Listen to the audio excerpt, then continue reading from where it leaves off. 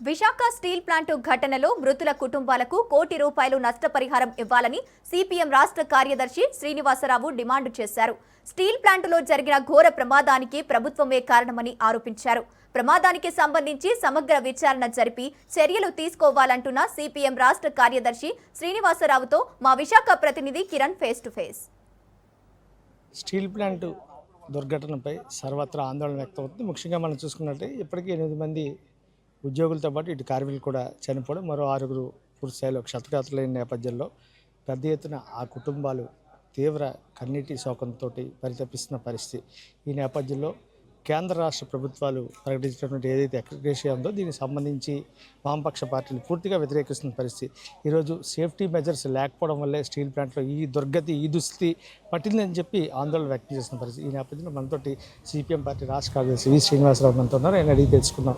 Sir చెప్పండి, steel plant మీద మీరు ఎంతో కాలం నుంచి పోరాటం చేస్తూనే ఉన్నారు, ప్రైవేటైజేషన్ వ్యతిరేకంగా. మరోవైపు ఏదైతే ఇష్యూ ఉందో దీనికి సంబంధించి ఈరోజు జరిగినటువంటి దుర్ఘటన ఎలా చూడొచ్చు? ఇది సాధారణంగా జరిగే రొటీన్ యాక్సిడెంట్ కాదు.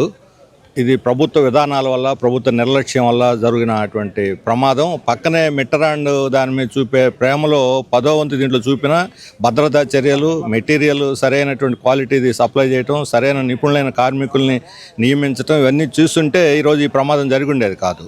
వాళ్ళు ఖర్చు తగ్గించుకొని ఉత్పత్తి పెంచాలనే దీంతో వాళ్ళ మీద ఒత్తిడి పెంచడం, సిబ్బందిని తగ్గించడం, రా మెటీరియల్ పనికిమాలింది లో గ్రేడ్ది ఇవ్వటం, పైగా అక్కడ అవసరమైనటువంటి స్పేర్ పార్ట్స్ కూడా లేవు. మేము కళ్ళారా చూసాం. బర్జింగ్ పైపు చాలా కీలకమైంది, చిన్న పైపే, దాన్ని కూడా రీప్లేస్ చేయలేనంత నిస్సహాయ స్థితిలో యాజమాన్యం ఉంది. 12,000 కోట్ల ప్యాకేజ్ అన్నారు, ఎటుపోయిన ఆ డబ్బులంతా కూడా. ఇందులో ఒక్క పైసా కూడా మెయింటెనెన్స్కి కానీ, స్పేర్ పార్ట్స్ కొంటానికి కానీ, అప్గ్రేడింగ్ కానీ పెట్టలేదు. ఎవరికి పోయినాయి? తిరిగి మళ్ళీ ప్రభుత్వానికి పోయినాయి, లేదా మధ్యలో బ్రోకర్లు తినేశారేమో. అందువల్ల ప్రభుత్వం దీన్ని కావాలనే దీన్ని మూలన పెట్టడానికి ఉద్దేశపూర్వకంగా చేస్తున్నందువల్ల, నిర్లక్ష్యం వల్ల ఇప్పుడు ఈ ప్రమాదం జరిగింది. వాళ్లే బాధ్యత వహించాలి. ఇక పరిహారానికి సంబంధించి ₹1,00,00,000 ఈరోజు కార్మిక సంఘాలు అడుగుతున్నాయి, మేము కూడా డిమాండ్ చేస్తున్నాము. గతంలో ఇక్కడ పాలిమర్స్లో కానీ, ఇతర కంపెనీల్లో రీసెంట్గా జరిగినటువంటి వాటిలో కానీ ₹1,00,00,000 ఇచ్చిన ఉన్నాయి ఘటనలు. ఇప్పుడు నీళ్లు నమ్ములుతున్నారు సహాయం ప్రకటించడానికి. మేము వాళ్ళని ఆదుకుంటామంటారు, ఏం చేస్తారో చెప్పరు. అట్లా కమిటీ, ఇంటర్నల్ కమిటీ వేశారు, ఎక్స్టర్నల్ కమిటీ వేయాలి ఎక్స్పర్ట్లతోటి. ఇంతకుముందు చాలా కమిటీలు వేశారు, ఏ కమిటీ రిపోర్టు ఇంతవరకు బయటికి రాలా. కార్మికుల మాట వినరు, కార్మిక నాయకుల్ని పిలిచి మాట్లాడరు. ఎలా మీకు కష్టాలు కింద ఏం జరుగుతుందో ఏం తెలుస్తుంది? ఎక్కడ ఏమి పార్ట్లు ఉన్నాయి, ఏ మిషన్ ఎలా పనిచేస్తుందో కూడా అధికారులకు తెలియదు, మినిస్టర్లకు తెలియదు. మేము డబ్బులు ఇచ్చాం, బ్రహ్మాండంగా నడుస్తుంది అని ఈ రకమైన ఒకదంపుడు ప్రకటనలతోటే మొత్తం దీన్ని దెబ్బతీశారు. ఇప్పుడు ఫలితంగా 8 మంది విలువైన ప్రాణాలు కోల్పోయారు. దేశం కోసం, దేశ ప్రజల కోసం ఉత్పత్తి పెంచడానికి చేసే కృషిలోనే వాళ్ళు చనిపోయారు.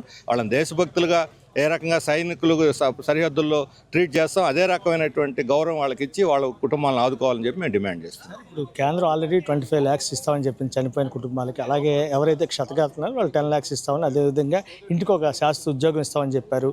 పిల్లలకి కూడాను స్కూళ్ళు మేమే చదివిస్తామని చెప్తున్నారు. అలాగే PF, గ్రాడ్యుయేట్ ఇవన్నీ అమలు చేస్తామంటున్నారు. అంటే ఇంకా ఏదైనా కొత్తగా ఏమైనా మీ డిమాండ్లు ఉన్నాయా? ఇప్పుడు ఫస్ట్ థింగ్ ఏంటంటే వాళ్ళకు ఉద్యోగం ఇస్తామన్నారు, మంచిది, పర్మనెంట్ ఉద్యోగం ఇవ్వాలి. ఇది గవర్నమెంట్ ప్రకటించింది కాదు 25 లక్షలు. ఇది విశాఖ స్టీల్ ప్లాంట్ డబ్బులోంచి తీసిస్తున్నారు స్టేటు, సెంట్రల్ గవర్నమెంట్స్.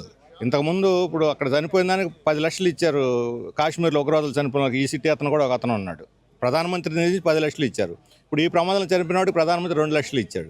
అంటే కార్మికుల యొక్క ప్రాణాలకు ప్రధానమంత్రి ఇస్తున్నటువంటి విలువ ఏమిటో దీన్ని బట్టి అర్థమవుతుంది. అందుకని ₹1,00,00,000 ప్రభుత్వం నుంచి రావాలి. మేము కేంద్ర రాష్ట్ర ప్రభుత్వం అడుగుతున్నాం, డబుల్ ఇంజిన్ ప్రభుత్వం కదా, డబుల్ ఇవ్వాలి. యాక్చువల్గా 2 కోట్లు ఇవ్వాలి, ఇద్దరిని కలిపి 1 కోటి అడుగుతున్నాము. అందువల్ల 25 లక్షలు ఇచ్చి అది యాజమాన్యం ఇచ్చిన దాన్ని ఏళ్ల ఖాతాలు వేసుకొని మేము ఇచ్చేసామని చెప్తే మాత్రం అది దుర్మార్గం.